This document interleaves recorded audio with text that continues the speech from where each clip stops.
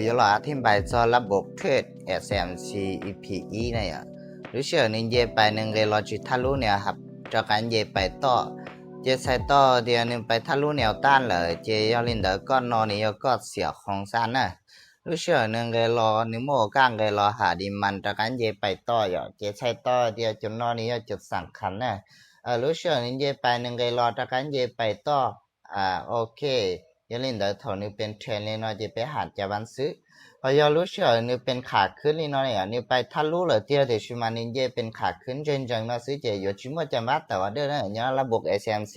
รู้เชื่อเหรอนี่ที่เป็นขาลงเนี่ยจุดรอทะลุเนี่ยครับจากการเลยรอต่อเยไปหาซับไพรซุนเลยรอทะลุเดี๋ยวน้อยจำว่าที่ว่าเสียของซ้ำเป็นขาลงนะอย่ารู้เชื่อนึงเลยรอนี่ยองเลยรอจิตซ้อนเนี่ยครับจากการเยไปจิตทะลุแนวต้านจากการเลยรอช็อก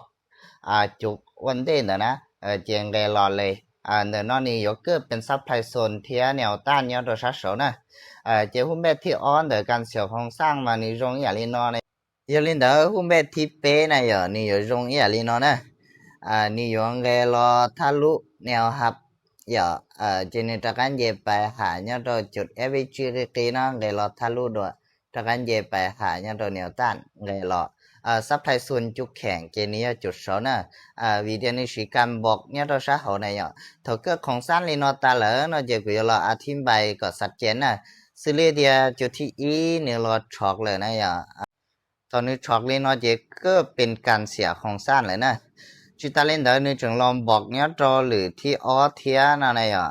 อย่าเล่นเดี๋ยวการบอกนั่นวันนี้อย่าว่าจึงแจ้งหังในเนี่ยจอระบบ SMC อย่าเล่นเดี๋ยวการ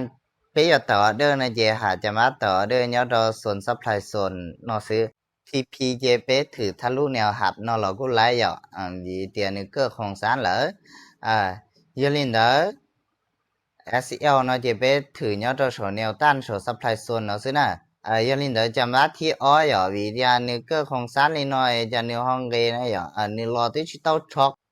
ส่วนนึกก็ยอซัพพลายส่วนเราแนวต้านอย่าลืมเดี๋ยวนึกก็รอสร้างซัพพลายส่วนเนาะวิธีจะเขาสร้างคนเนาะอย่าวิดีโอนี่รอช็อกเนี่ยเราจุกล่างสุวันนึรอทะลุเท่าเลยนะเจนี่ลองบอกเนี่ยเราส่วนเนาะเลยจะชิต้องบอกเนี่ยเราส่วนเนี่ยหับล่อใช้ต่อเดี๋ยวนี้ยังเกิดของสร้างอย่างก็เดี๋ยวชีจำว่าที่เนาะค่าอันตรายเดี๋ยวชีเป็นสมัครเสียวเนี่ยเราขอนอนไล่อย่างก็นะถือทีพีทะลุเนี่ยหับอีอย่างก็จำว่าที่เป๊ะนี่เราสร้างตัวแนวต้านเตียสปายเนี่ยเราส่วนเนาะเลยยกวิธีจานี่ไปหาในห้องเรียนต่อเนี่ยวิธีนี้เราชีการบอกเนี่ยเราจุดที่ไป